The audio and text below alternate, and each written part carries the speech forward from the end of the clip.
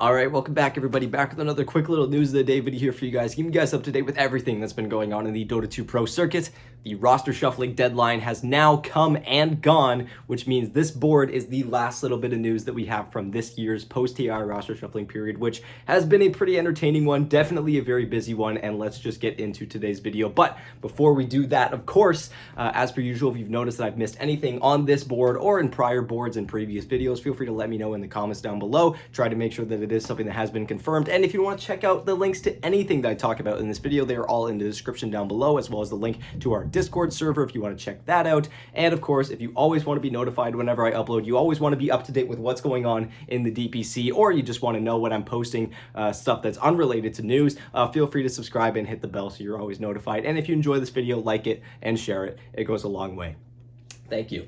Okay, so yes, we have a lot of news, mainly in North America and Western Europe today, which makes sense given that these were some of the more quiet regions over the past few weeks. So it makes sense that there was just a lot of sudden moves, especially right near the deadline. First of which being TSM, who have suffered quite a few roster changes. I was not expecting them to go through nearly as many roster changes as they have, with 3 new players on their roster. Granted, Moon Meander technically did not leave. He is now going to be their coach, but they picked up 2 new supports to replace him and Dubu, those being Ari and Whitemon.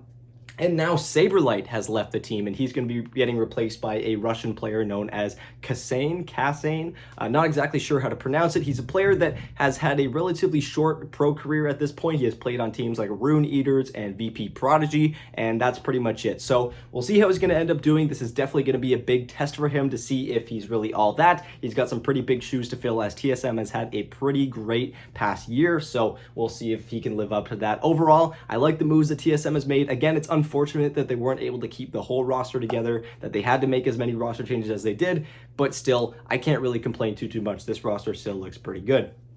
Okay, let's get into the XEG boys, where we had Arteezy, Abed, Crit, and Fly announcing yesterday that they were going to be signing up at the DPC with one another under the name Alameda 2018. That was essentially a reference to their team house back in 2018 that EG was playing out of at that time. They have been picked up by Shopify, and they are now going to be playing under the tag of the Shopify Rebels, Shopify Rebellion, one of those two. Either way, I was surprised at first that they didn't get picked up by an org. Maybe they just weren't getting the green light to announce that they had gotten picked up yet, but either way, very nice for them, which, if you guys aren't aware, Shopify is a company from up here in Canada, so that's nice to get that sort of exposure there. But also, we have SaberLight coming to play position 3. So SaberLight making that quick transition from TSM over to this new stack with the XEG boys. So yeah, we'll see how they end up doing. We'll see if he's going to be an upgrade, a downgrade, or just kind of the same as what Nightfall was able to bring to the team last year. All right, and last little bit of news here from North America. We have news from Arkosh, who, if you guys watched my video yesterday, there was a very dramatic rupturing of that roster where the entire roster got purged. Slacks had gone on a huge rant, and honestly, I was speculating that they were going to be switching regions, because usually when an org drops their entire roster but intends to stay in the scene, that is usually something that we see happen. But no, Arkosh is going to be staying in North America, and they have signed a hell of a roster. It consists of one of the former 5 members, that being Monkeys Forever, coming back to play Offlane. But from there, we have Xcalibur coming to play carry. We have Koikfa coming to play mid, and that's how it's currently listed. I'm actually curious if that's going to be swapped, because Koikfa was able to play carry when he was on Liquid. I have not really seen Xcalibur play all that much carry, but who knows, could be that role swap that some players really crave after a while. We then have Z-Freak, who of course was on Nouns for the past few years. Before that, it was 4 Zoomers, but that was the same stack. And Febby coming in to play position 5.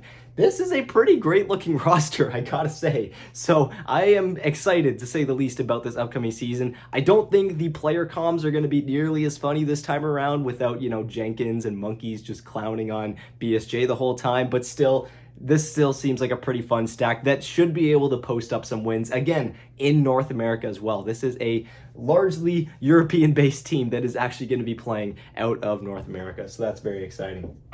Okay, let's round things off now with some Western European news. We have Nisha, who has finally found himself on a brand new team after taking time off from Team Secret. We didn't exactly know what that was going to mean, if he was going to be taking time off from Pro Dota, if there was going to be some sort of break, or just, an extended hiatus, or if he was going to be jumping right into it. Well, we have our answer now, as he has been he is now the newest member of Team Liquid. He's going to be coming into play position 1, from what I understand, replacing Matumbaman, which is pretty exciting. Either that or Mickey is going to be moving to position 1 role. Either way, that flexibility is fantastic. There's one of the things that I've always commended Team Liquid for, this current stack of Liquid players.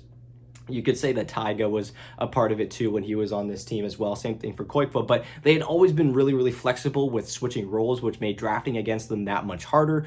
And I like this a lot because Nisha is just another one of those players that can play position 1. He can play mid. He has a very large hero pool as well. So I like this move quite a bit, but it does come at a cost, as JerAx, who was a coach for Team Liquid, not their main coach, that is still Blitz, but he was a coach for Liquid for the past few months, mainly during TI.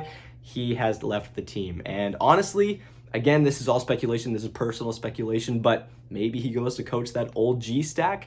Who knows? Again, it kind of depends on how serious they're going to be, or if JerAx just feels like he needs to take time away. But either way, Liquid, they lose that second coach, but they pick up Nisha in the process. I don't think they're going to be complaining whatsoever there. Following that, we have OG, who, of course, heading into this season, we're also having 1 slot to fill since Amar had left. He is now on Enigma Galaxy. Who do they replace him with? Well, the last member from the inactive squad of Virtus Pro, that being DM. We, of course, have GPK and Save, who have found themselves on that new Bet Boom roster, and DM has now found himself on this new OG roster. So what do you guys think? Do you think this is an upgrade from Amar or a downgrade? It's definitely 2 different play styles. Amar definitely played the much more, I'm going to carry the team on my back type of strategy, but DM still very much has that potential. His time on VP, specifically leading up to TI-10, was some of the most dominant offlane play I'd seen in a long time, and he still plays Timbersaw. So OG, Timbersaw, that can still be a easy correlation and easy draft for them there. So yeah, I like this move quite a bit, but I'm just curious as to know, what do you guys think about this move? Do you like it? Do you hate it? I'd love to know.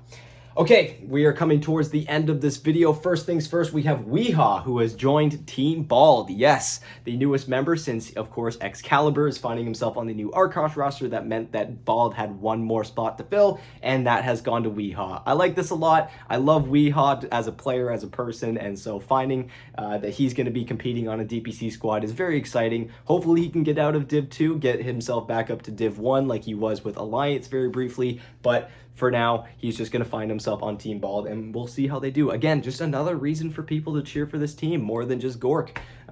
So, yeah, honestly, like this move quite a bit. We'll see how it ends up going.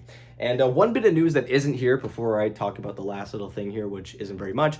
We had news as I was setting up this board, so I didn't have time to add it, nor did I have space, that Quincy Crew is no longer going to be participating in the DPC in North America. They have announced that they're going to be giving their slot away to some stack that is currently enrolled in the DPC registration. Obviously, it wouldn't be able to be a brand new stack because you would have to already be registered by now, but we don't know who it's going to. So yeah, we of course had MSS who left. He's finding himself on that new OG stack. We then have, of course, Quinn, who joined Gaming Gladiators. So yeah, this roster is kind of falling apart at this point, so they're not going to be competing.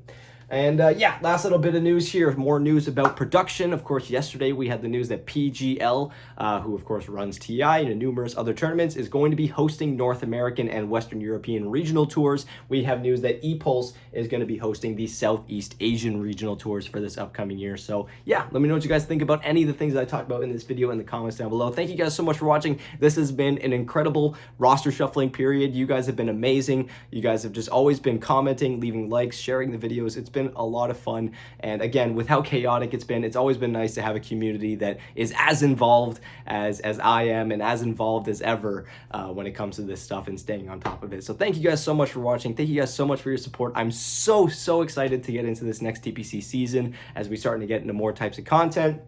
So yes, thank you guys so much for watching. If you enjoyed, like, share, and subscribe. And if you always want to be notified, always want to be up to date, hit the bell. Thank you guys so much for watching, and I'll talk to you guys very soon. Bye.